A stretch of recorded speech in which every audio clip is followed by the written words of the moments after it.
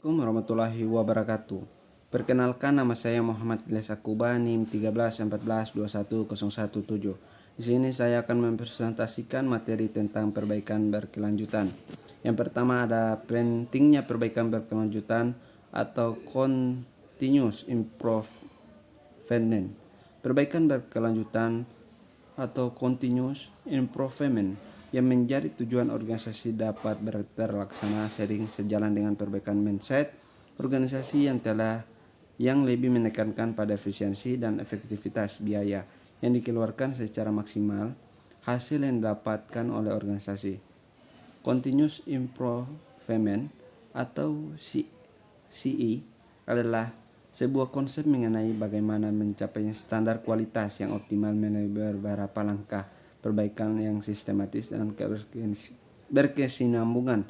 Penekanan continuous improvements atau CE adalah lebih beberapa tindakan perbaikan yang sederhana namun dilakukan secara terus-menerus yang kemudian akan menumbuhkan ide atau inovasi sebagai sebuah solusi atau permasalahan yang muncul. Kemudian ada asas patok duga dan generasi patok duga. Asas patok duga atau dalam bahasa Inggrisnya disebut benchmarking merupakan proses sistematis untuk membandingkan kinerja metode atau praktik bisnis suatu organisasi dengan yang dilakukan oleh organisasi lain yang dianggap sebagai pemimpin di industri atau memiliki praktik-praktik terbaik. Asas patok duga atau benchmarking juga merupakan alat yang kuat untuk meningkatkan kinerja organisasi dengan belajar dari praktik terbaik di industri atau bidang serupa sehingga dapat membantu organisasi mencapai keunggulan kompetitif. Kemudian ada dasar pemikiran perlunya patok duga. Dorongan untuk melakukan patok duga banyak ditentukan oleh faktor kepuasan pelanggan. Adanya pemasok yang semakin kompetitif telah membuat pelanggan mengetahui dan meminta standar produk dan pelayanan yang berbeda dan lebih baik. Kepuasan pelanggan pun semakin lama semakin sulit dipenuhi oleh adanya keinginan dan kebutuhan yang secara naluriah makin meningkat. Sehingga upaya memuaskan pelanggan pun bukan melulu sekedar memuaskan tetapi telah menjadi suatu upaya yang kompleks. Setiap perusahaan dituntut untuk dapat memberikan terbaik kepada pelanggannya. Kemudian ada jenis-jenis patok duga. Yang pertama ada suntek. Benchmarking internal adalah jenis benchmarking dengan melakukan perbandingan antara operasi atau proses yang sejenis dalam suatu perusahaan. Benchmarking eksternal adalah jenis benchmarking yang melakukan perbandingan terhadap suatu perusahaan dengan perusahaan lainnya di industri yang sama. Kemudian ada objek.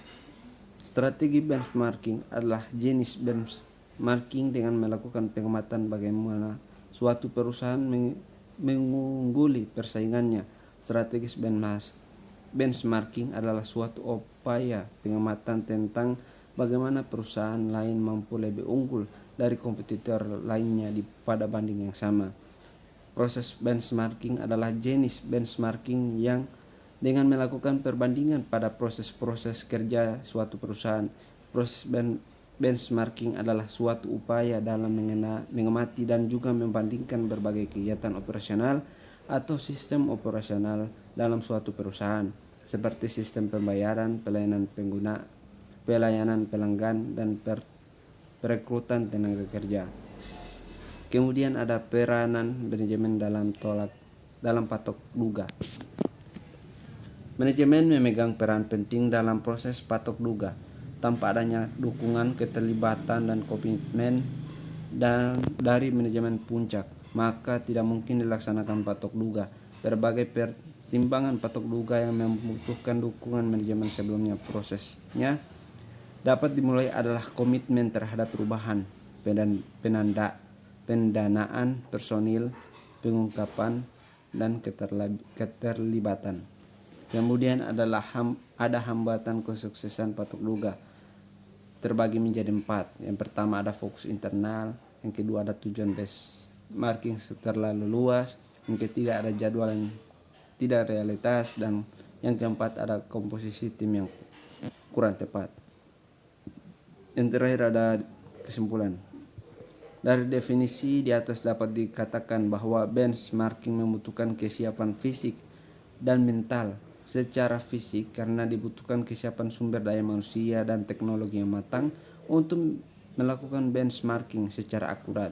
Sedangkan secara mental adalah bahwa pihak manajemen perusahaan harus bersiap diri bila setelah dibandingkan dengan pesaing ternyata mereka menemukan kesenjangan atau cukup tinggi. Benchmarking merupakan kiat untuk mengetahui tentang bagaimana dan mengapa suatu perusahaan memimpin dalam suatu industri dapat melaksanakan tugas-tugasnya secara lebih baik dibandingkan dengan yang lainnya. Sekian dari saya. Wassalamualaikum warahmatullahi wabarakatuh.